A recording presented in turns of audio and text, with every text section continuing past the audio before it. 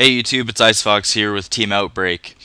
So, here's part one of my Judgment of Light set review.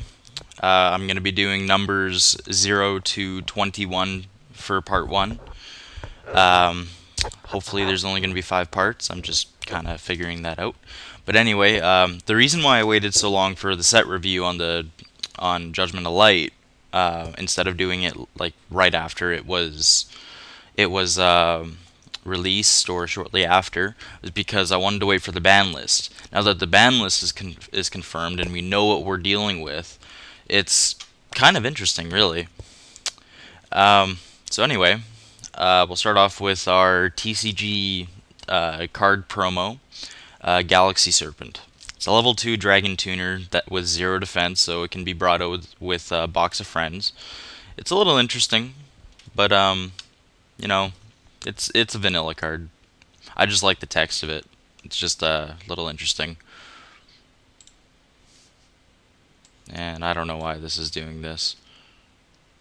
Anyway, DZW Chimera Clad. Um, this card's kind of interesting. They're bringing out the dark Zexal weapons. Anyway, it's a fiend level 1. Its first effect is you can target a number C39 monster you control and equip it to it from your hand. The equipped monster cannot be destroyed by battle, and at the end of the damage step, while the equipped monster attacks an opponent's monster, but the opponent's monster was not destroyed by battle, you can make your opponent monster's attack 0, even after it leaves the field or the monster becomes unaffected by card effects. And if you do, the equipped monster can make a second attack on the same monster in a row. This is a really interesting card. Um, and as much as I don't see it being really run in Utopia decks, because it's really all it's good for, but it's really interesting. It's very situational. It gets you around Spirit Reaper, especially if you have something that'll switch Spirit Reaper to attack mode without targeting it, or even Snowman Eater. They both have 0 attack either way, but you just inflict a hell of a lot of damage. Sorry, not Snowman. I was thinking Marshmallow. But yeah, either way, you just inflict a hell of a lot of damage. So it's really interesting. I don't see it being very viable, but it's interesting. Ugh. Once again, this thing's doing this. V Salamander. It's a spellcaster with 1500 attack. It's also for Utopia. It's also another Utopia card. But when it's normal summoned, you can target a Utopia monster in the graveyard, special summon the target, and then or you can target a C39 Utopia Ray V you control and equip this monster you control to that target. Once per turn, while this card is equipped to a monster, you can detach one Exceed material from the equipped monster and negate all the equipped monster's effects. Even after this card leaves the field or the monster becomes unaffected by card effects, and if you do, destroy all monsters your opponent controls, and if you do, inflict 1,000 damage to your opponent for each monster destroyed by this effect. This is a really nice finisher move. I know Utopia decks kind of just equip everything to the one monster just to deal like 8,000 damage or whatever in one attack. Just inflict an insane amount. So if they have more monsters, this is a way to clear them. It's a little interesting. I'm not a fan of Utopia decks, and especially with this back row format, as much as there's not like a ton of compulses around, Utopia, in my belief, is not very viable. It never has been, and I don't think it ever will. It's just too slow and just too hard to actually get it out consistently.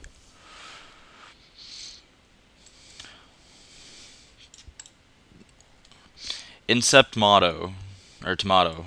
During your opponent's turn, you can banish this card from your graveyard. This turn, any effect damage you take becomes 0. This is a quick effect. First off, what the hell? It's level 2 plant Earth. It's not targetable by Debris Dragon. Whatever. Um, I just laugh at this really because um, Konami actually put in this is a quick effect in its effect. As much as I like that they might start doing this, um, I don't know. I'm just kind of up in the air about it. Either way, useless card for the format anyway. There's not very many burn stuff. If chain burn ever becomes good this format, or if you have enough trolls at your locals, this is a card that you could try inside if you can get it to the graveyard. Otherwise, pretty useless. Oh hey. Spell Recycler. Level 1 spellcaster with 0 attack and 0 defense. When an opponent's monster declares an attack, you can banish this card from the graveyard and target a spell card in your grave. Send the top card from your deck to the graveyard, and if you do, return the target to the bottom of your deck. I don't know. I'm up in the air about this. I could see this being used in spellbooks, just to help them recycle a little bit. Other than that, not really. I don't really see this being used at all. And yeah, I don't know what you would do this with at all. In my opinion, pretty useless. XYZ Agent. Level 2 spellcaster with a 900 attack. If this card is in your graveyard, you can target a Utopia Exceed monster you control. Attach this card to from the graveyard to its Exceed material, and you can only use this effect once per duel. I don't know why they made this. I really don't. Um, as much as Utopia decks are getting support, they're still not going to be viable because you run around that one card, getting that one card out, and then you have to have the hand to protect it. But the point of the deck is to use a whole bunch of cards to get it out, so you're not left with much protection. This is a pretty useless card because a Utopia deck won't make rank 2s, and they don't run mill. So it's kind of hard to get this to the graveyard. Absolutely useless. I don't know. All right. So we're getting into the first new archetype of or archetype of Judgment of Light. Super Defense Robot Leo is the first one. It's a level 4 machine, 1200 attack, 1600 defense. When it's normal summoned, you can special summon one Super Defense Robot monster or an Orbital 7 from your hand, and once per turn you can win exactly one Super Defense Robot monster or Orbital 7, and no other cards is added from your graveyard to your hand except during the damage step. You can special summon it from your hand. I like the fact that they're making a deck now that kind of runs around Orbital 7. Originally, Orbital 7 was kind of a... I don't know, it was more of a card that revolves around Photon, Galaxy, stuff like that. It's nice that they're making support cards for it. But, and you know what, it's nice. This thing special summons your next monster, which we'll be getting to next. But it special summons it for free, and it's a level 8. It's not bad. It goes with the archetype. And I don't know. We might see some play of this. It looks like a fun deck, but maybe they'll get more support next set as one of the exclusives. Who knows? All right, Super Defense Robot Elephant. This is the monster that is basically this whole deck is revolved around. When it's normal summoned, you can special summon one Super Defense Robot or Orbital 7 from your hand. Once per turn, you can target one robot or Super Defense Robot or Orbital 7 you control, and it becomes level 8 until the end phase. This card cannot be used for an Exceed material for an Exceed summon except for a machine type monster for the Exceed. This is not a bad card in my opinion. If we were to get another rank 8 that was a machine type, And it actually had, really good viability, because right now it's just the one that goes with with the archetype. It's it's a nice beater. It's hard to get rid of, but we need more diversity for this. Otherwise, this deck could become completely useless. Not a bad card though. I will give it that. All right, the last one of the super defense robots is Monkey. Um, so its first effect, um, when this card is normal summoned, you can special summon one super defense robot or orbital 7. They all seem to have the same effect. I don't know what's up with that, but whatever. Once per turn, you can banish one machine type monster from your graveyard and then target a robot or orbital 7 in your graveyard and add that target to your hand. Um, to be honest, the second effect is a little subpar. It does let you set up for, other plays, but my problem with this is that aside from Elephant, they have no synergy with each other. Elephant makes the synergy. And you know what? They really need proper synergy. If they don't, they're gonna flop. They're never gonna be any fun at all, because you'll have people who will play the deck and then will rage that you don't have Elephant, so they can't do their plays. Um, Konami, make more synergy for these people.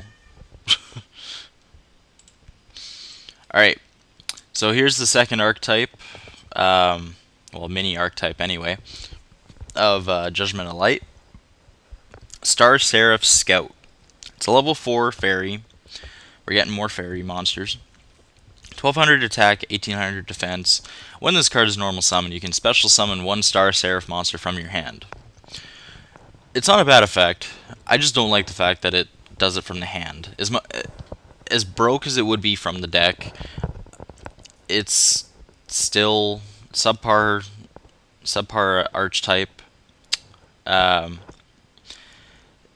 and really, you just dump your hand with this thing. It's just not even funny.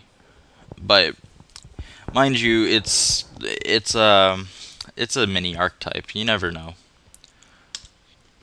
Next one, Star Seraph Sage.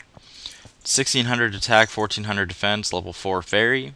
Once per turn, you can send a spell card from your hand to the graveyard, and then special summon a Star Seraph monster from your hand.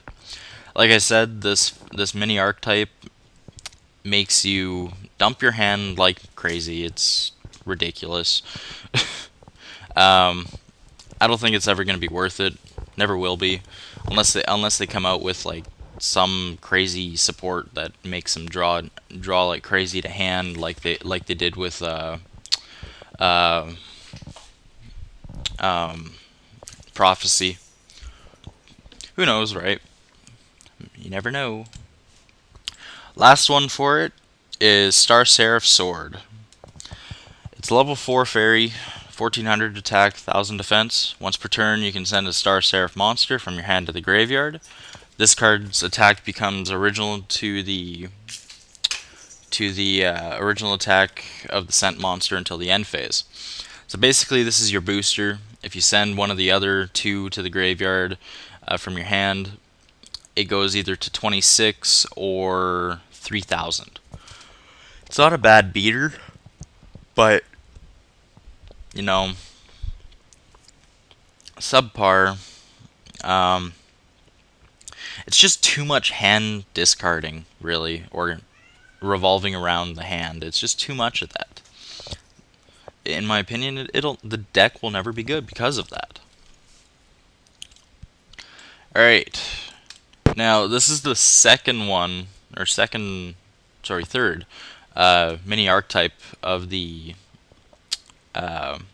the set, and to be honest, probably the most viable of the three so far. Umbral Horror Ghoul is the first one.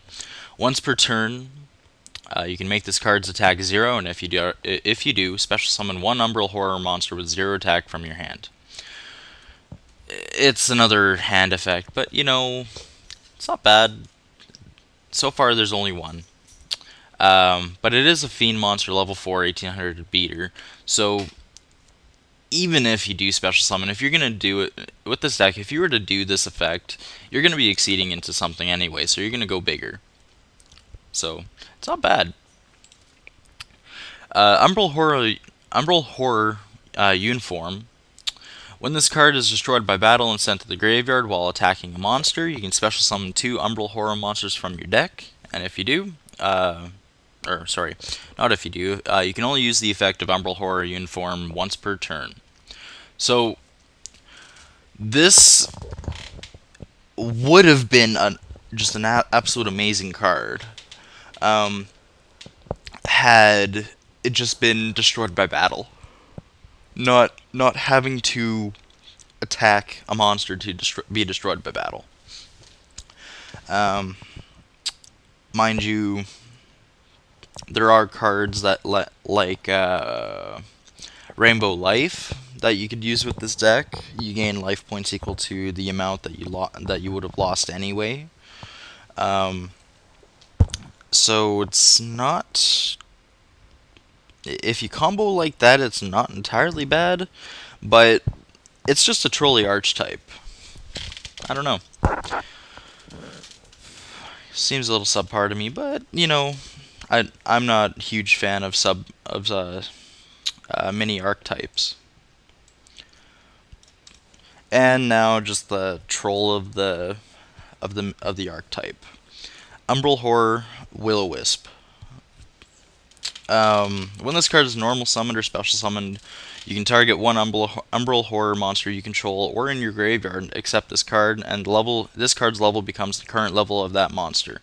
When this attack position card is destroyed by battle and sent to the graveyard, and while it is in face-up attack at the start of the damage step, destroy the monster that destroyed this card. It's a little bit more of a conditional Snowman Eater, I guess, or Raikou, I guess, but it's not bad. Once again, if you combo with Rainbow Life, you gain the life points instead. Dimensional Wall as well. You can make your opponent take the damage. I don't know. I think this is just going to be one of those really trolly archetype decks that you might see here and there. You never know. Schwarzschild Limit Dragon. It's a level 8, 2000 attack, and if your opponent controls a monster with 2000 attack or more, you can special summon this card from your hand. It's not bad, actually. This card, it's a little bit more conditional card than Cyber Dragon. It's a level 8, so you can go into those rank 8s like Frankenstein because it's dark, or Strings, you name it, really, any of the rank 8s.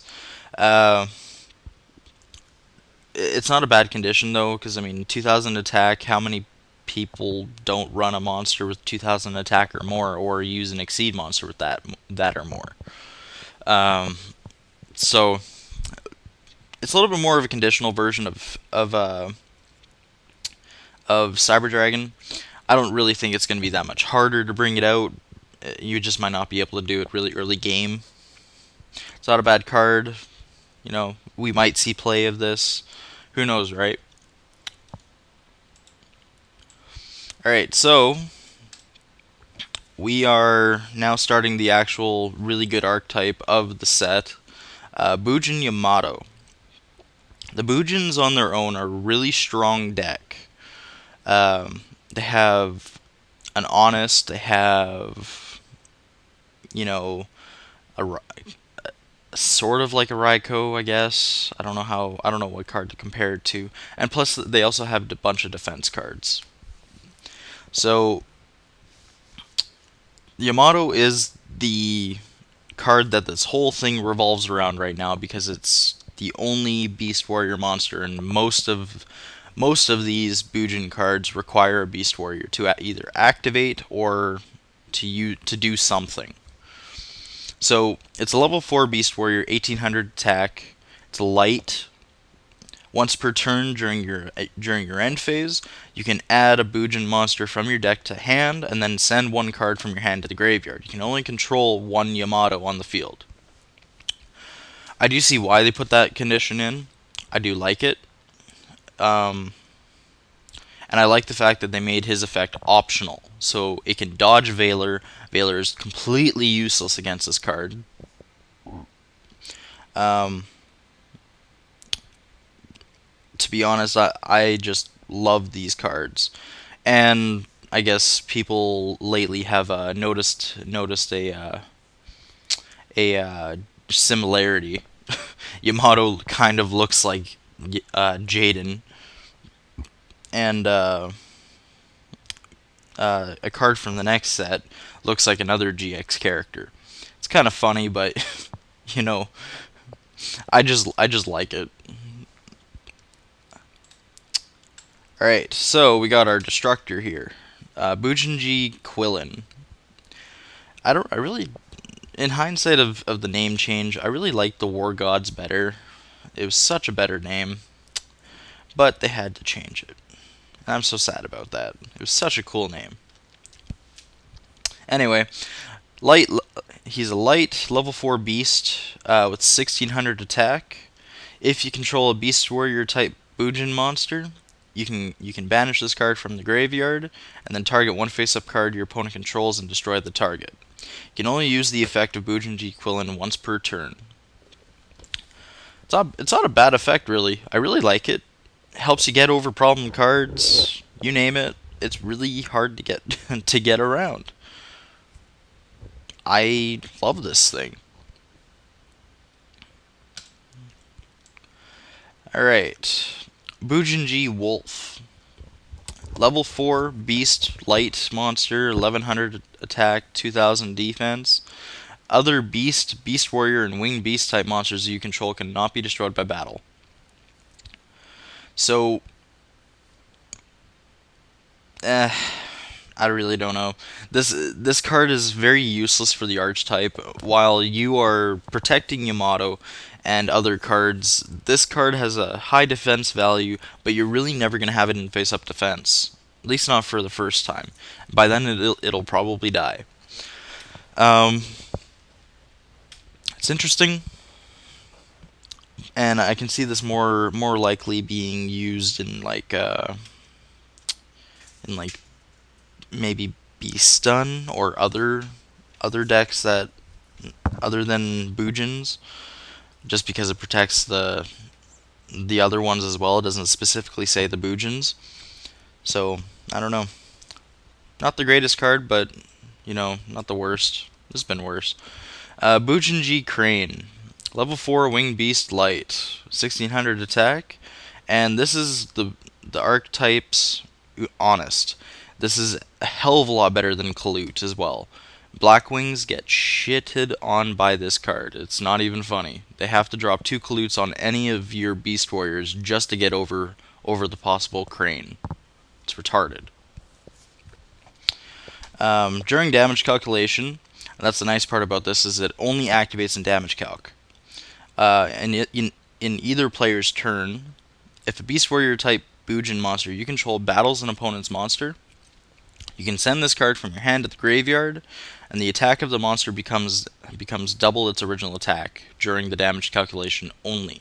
So it only lasts for that battle, not like Honest and Kalut where they last till the end phase.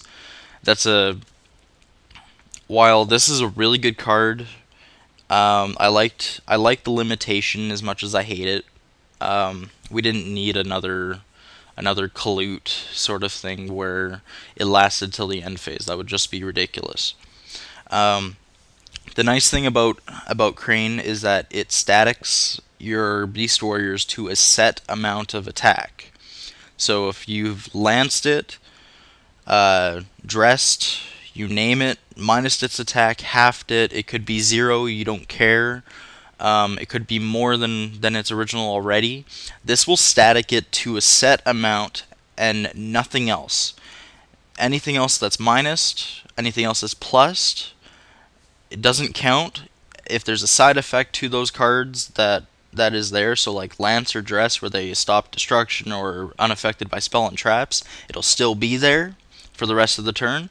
But Crane statics them to a set amount. So Yamato to 36, 3600. It would still be unaffected by spells and traps. After that battle, it would go back to 18, and it's just hilarious. I love this thing. I love the way they worded it. It's so easy to use, and it's just so good when it's like a triple Lance format for these guys. It's hilarious. Bujinji Ophidian or whatever. I can't even pronounce that. Level 4 Winged Beast, 1700 attack, another light monster.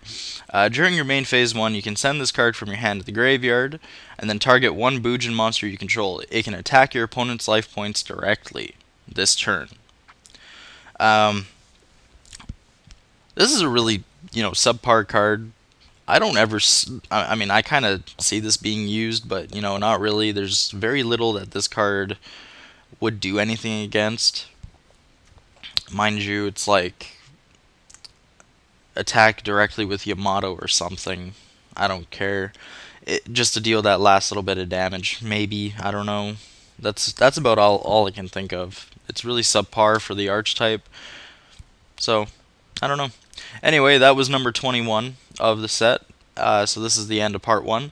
I will see you guys later on with part 2. Peace out.